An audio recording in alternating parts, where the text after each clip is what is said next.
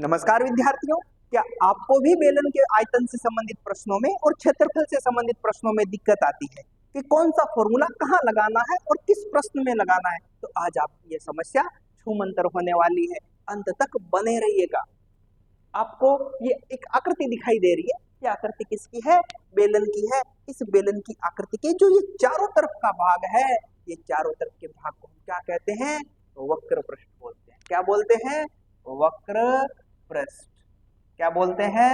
वक्र पृष्ठ। इसके बाद में आपको ये दो भाग दिखाई दे रहे हैं, ये आधार और ये क्या हो गया? शीर्ष। तो बेलन का जो आधार और शीर्ष है, ये कैसे होते हैं? वृत्ताकार होते हैं। कैसे होते हैं? वृत्ताकार। ये भी भाग आपको कैसा दिखाई दे दिया? वृत्ताकार। और ऊपर ये जो भाग दिखाई दे रहा है, ये भाग भी कैसा हो गया? वृत्ताकार। ये वृत्त का क्या हो गया? केंद्र। केंद्र से लेकर यहाँ तक ये क्या होगी? त्रिज्या। ये वृत्त की भी त्रिज्या होगी और किसकी त्रिज्या होगी? बेलन की त्रिज्या। ये केंद्र से लेकर यहाँ ये क्या हो गई? त्रिज्या। दोनों शीर्षों को मिला दिया जाए तो ये बेलन की क्या हो गई? ऊंचाई। अब आपको इनमें 5 या 6 सूत्र याद रखने हैं। पहला फॉर्मूला कि बेलन जो है, इसके आधार का क्षेत्रफल क्या है? तो आप एक बात समझे, बेलन का जो आधार है, ये किसके आकार का होता है? बेलन का आधार वृत्त के आकार का होता है। तो पहला फॉर्मूला, बेलन के आधार का क्षेत्रफल वही होगा जो क्या है? वृत्त का क्षेत्रफल है। और वृत्त का क्षेत्रफल क्या होता है? Pi r square. तो पहला फॉर्मूला, बेलन के आधार का क्षेत्रफल, और बेलन के आधार का क्षेत्रफल क्या आ गया? पाई आर स्क्वायर। बेलन के आधार का क्षेत्रफल क्या हो गया? पाई आर स्क्वायर। अब आपसे एक मान लो प्रश्न पूछ ले कि बेलन का आधार होता है वर्गाकार, वृत्ताकार, आयताकार या इनमें से कोई नहीं। तो बेलन का आधार किसके आकार का होता है? वृत्ताकार होता है। ठीक है। अगर पूछ ले बेलन के आधार की परिधि, तो वही होगी जो वृत्त की परिधि है। बेलन के आधार की परिधि क्या होगी? 2 पाई आर।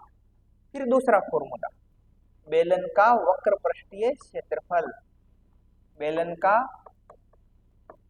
वक्र पृष्ठीय क्षेत्रफल, और बेलन का वक्र पृष्ठीय क्षेत्रफल क्या होता है?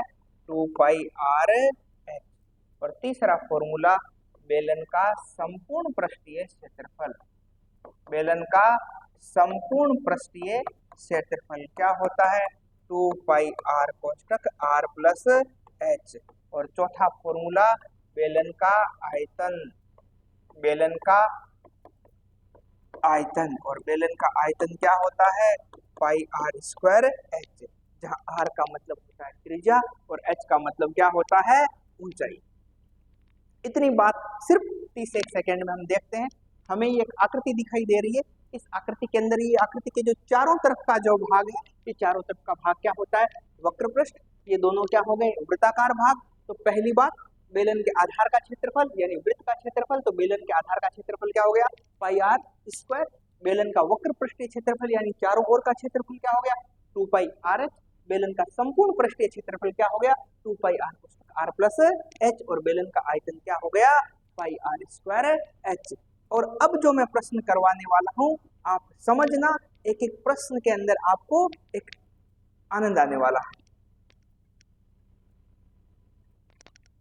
अगला प्रश्न,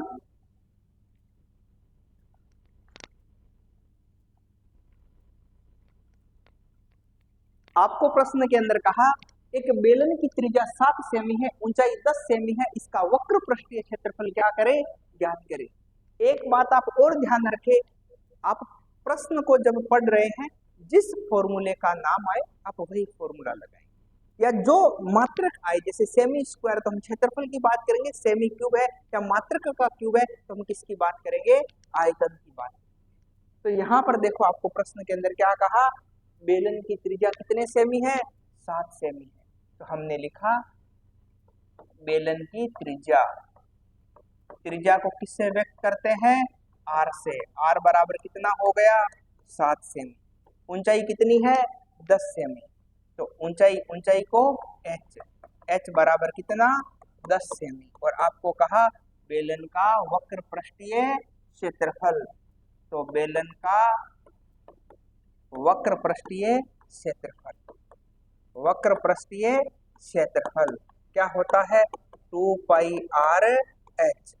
2 का 2, पाई का मान कितना होता है 22/7, आर का मान कितना हो गया 7 और एच का मान कितना है 10। 7 से 7 क्या हो गए कैंसल, 2 गुणा हुआ 22 से कितना आ गया 44 और 44 10 से गुणा हुआ कितना हो गया 440। और क्षेत्रफल के अंदर जो मात्रक है उसका क्या होता है स्क्वायर, तो क्षेत्रफल का मात्रक क्या हो गया सेमी स्क्वायर यानी 440 सेमी स्क्वायर। आप जब वीडियो देखें तो आप को अच्छा लगे तो आगे आप वीडियो को भेजें, सब्सक्राइब करें और कुछ सब्सक्राइब अगर करेंगे, सब्सक्राइब बढ़ेंगे तो हमें मोटिवेट मिलेगा। और रही बात दूसरी, अब से जैसे आप 9th क्लास के अंदर है तो नेक्स्ट सेशन के अंदर आप जैसे 10वीं के अंदर आएंगे तो रोजाना आपके आधे घंटे या 35 मिनट की रेगुलर जो क्लास है वो लगने वाली। तो आप अगर तैयारी के प्रति पूरे समर्पित हैं तो सब्सक्राइब करें, नोटिफिकेशन ऑन रखें ताकि आपको जब भी वीडियो आए तब तक आपको अपडेट मिल जाए। अगले प्रश्न की तरफ बढ़ते हैं। अगला प्रश्न,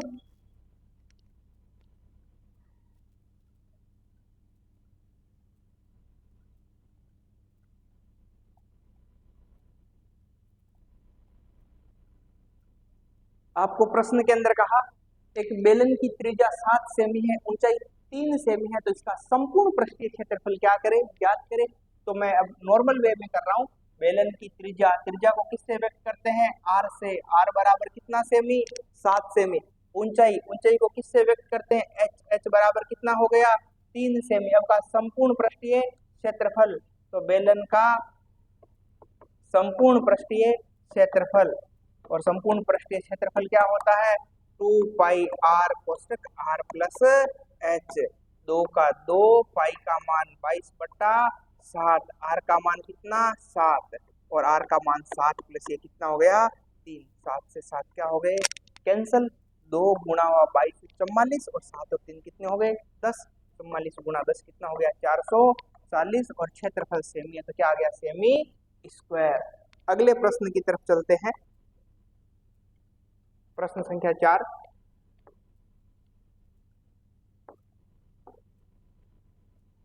प्रश्न संख्या 4 आसान है।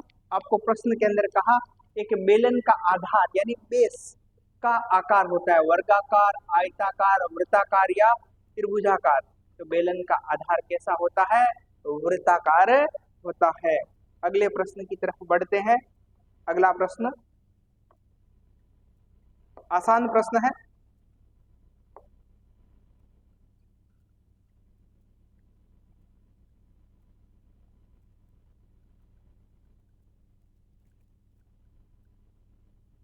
आपको कहा कि एक बेलन के आधार का क्षेत्रफल, प्रश्न में कहा बेलन के आधार का क्षेत्रफल। अब बताओ बेलन का आधार कैसा होता है वृत्ताकार होता है। कैसा होता है वृत्ताकार होता है। तो आपको प्रश्न के अंदर कहा बेलन के आधार का क्षेत्रफल मतलब वृत्ताकार यानी कितना दिया पाई आर स्क्वायर, इसका मान कितना दे दिया 154 और क्षेत्रफल सेमी तो सेमी स्क्वायर। अब कहा इसकी ऊंचाई कितनी है 10, एच का मान कितना दे दिया 10 सेमी। अब आपको कहा बेलन का आयतन क्या होता है, तो बेलन का आयतन क्या होता है बेलन का आयतन क्या होता है पाई आर स्क्वायर एच।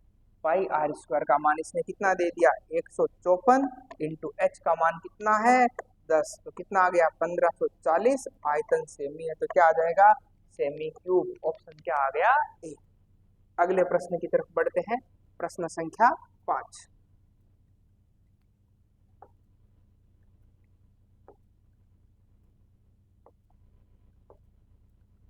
आपको क्या कहा प्रश्न के अंदर कि एक बेलन की ऊंचाई 7 सेमी है और त्रिज्या कितने सेमी है 3 सेमी है तो इसका आयतन क्या होगा।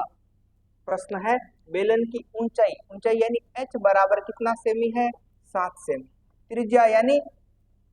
त्रिज्या को किससे व्यक्त करते हैं r से, r बराबर कितना सेमी है 3 सेमी। तो बेलन का आयतन, तो हमने लिखा बेलन का आयतन बेलन का आयतन होता क्या है भाई, पाई आर स्क्वायर एच। पाई का मान क्या हो गया, 22/7। आर का मान कितना है 3, तो 3 गुणा कितना हो गया 3, और एच का मान कितना है 7। 7 से 7 क्या हो गए कैंसल, 7 से 7 क्या हो गए कैंसल। अब 22 दिया कितना हो गया 66, और गुणा क्या आ गया 3, तो 6 दिए 18, हासिल की लगी 1, 6 18 1 19, और आयतन सेमी है तो क्या आ गया सेमी क्यूब। आयतन सेमी है तो क्या आ गया सेमी क्यूब। वापस से एक बार इस प्रश्न को देख ले। आपको कहा एक बेलन की ऊंचाई कितने सेमी है 7 सेमी है, त्रिज्या कितने सेमी है 3 सेमी है, तो बेलन का आयतन क्या होगा।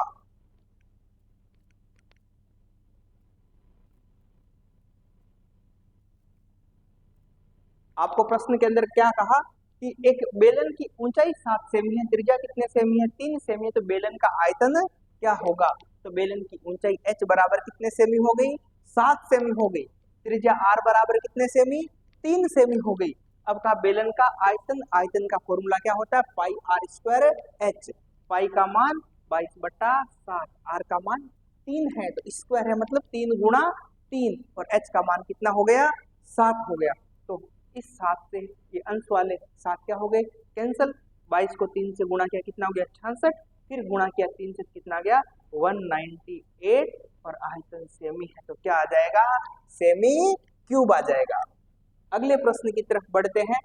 उम्मीद करता हूं कि आपको सब समझ में आ रहा होगा। अगर समझ में आ रहा है तो आप जरूर कमेंट करें ताकि हम भी प्रोत्साहित हो और वीडियो बनाएं।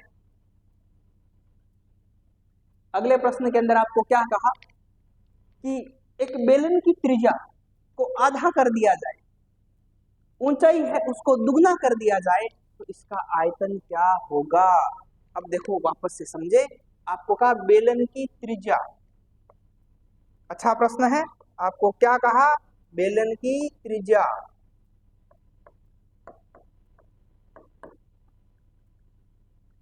का त्रिज्या को क्या कर दिया जाए आधा। हम मान लेते हैं त्रिज्या को व्यक्त करते हैं किससे आर से, आर का आधा क्या हो गया r/2 का बेलन की जो त्रिज्या है ना उसको आधा कर दिया जाए, तो त्रिज्या हमारे पास में हो गई r/2।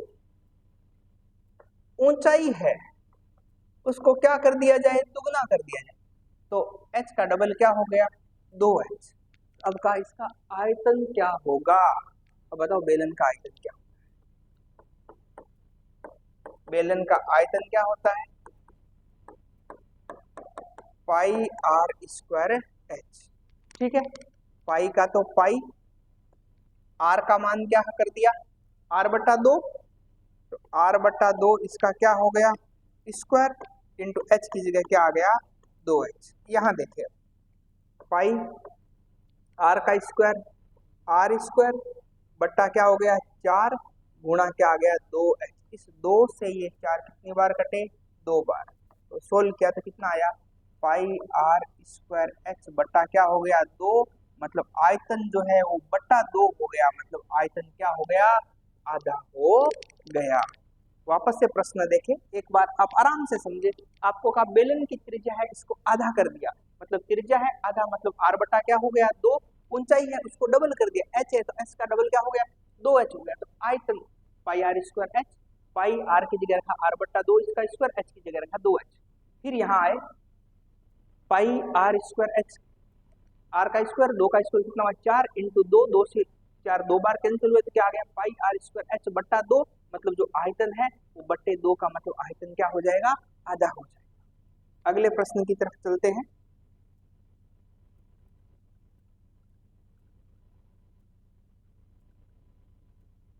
आपको प्रश्न के अंदर क्या कहा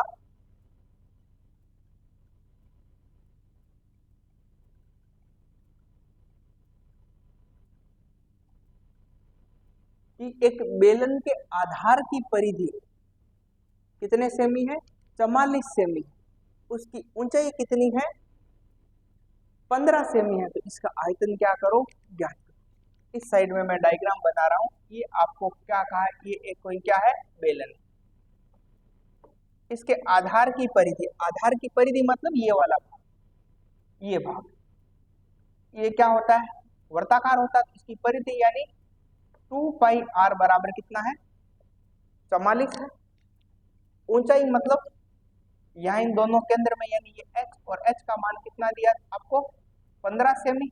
अब आपको कहा आयतन ज्ञात करो। बेटा एक बात ध्यान रखिए, परिधि से हमें क्या मिल जाएगी, त्रिज्या, और ऊंचाई है, जब त्रिज्या और ऊंचाई है तो हम क्या ज्ञात कर सकते हैं, आयतन ज्ञात कर सकते हैं। इस प्रश्न का आप इस प्रश्न को सोल्व करें और इसका जो आंसर है कमेंट बॉक्स में लिखें। अगले जो वीडियो आएंगे घन और घनाभ से संबंधित, इसमें इसको सॉल्यूशन करवाएंगे कि कितने जनों की ये प्रश्न सही हुआ। अगले प्रश्न की तरफ बढ़ते हैं।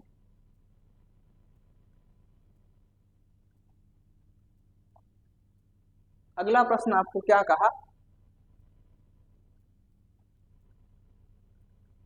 आपको कहा 14 सेमी ऊंचाई वाला, प्रश्न में क्या कहा, 14 सेमी ऊंचाई वाला जो बेलन है इसका वक्र पृष्ठीय क्षेत्रफल कितना है, 88 सेमी स्क्वायर है।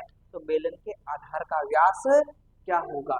अब आप समझो ऊंचाई कितनी सेमी है, 14 सेमी, h बराबर कितना सेमी है, 14 सेमी। अब का जो बेलन है ना उसका वक्र पृष्ठीय क्षेत्रफल कितना है, 88 सेमी स्क्वायर है। तो वक्र पृष्ठीय क्षेत्रफल यानी 2πrh बराबर कितना है, 88 सेमी स्क्वायर।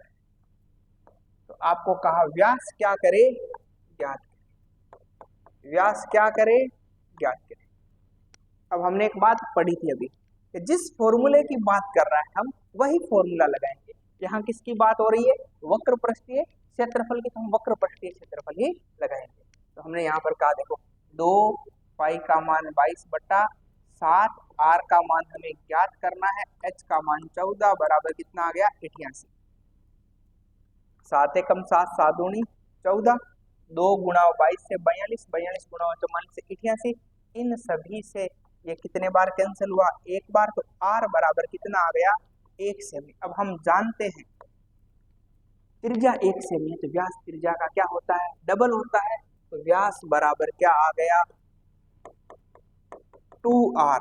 तो 2r का मान कितना है, 1, तो त्रिज्या कितने सेमी आ गई, 2 सेमी। अगले प्रश्न की तरफ चलते हैं।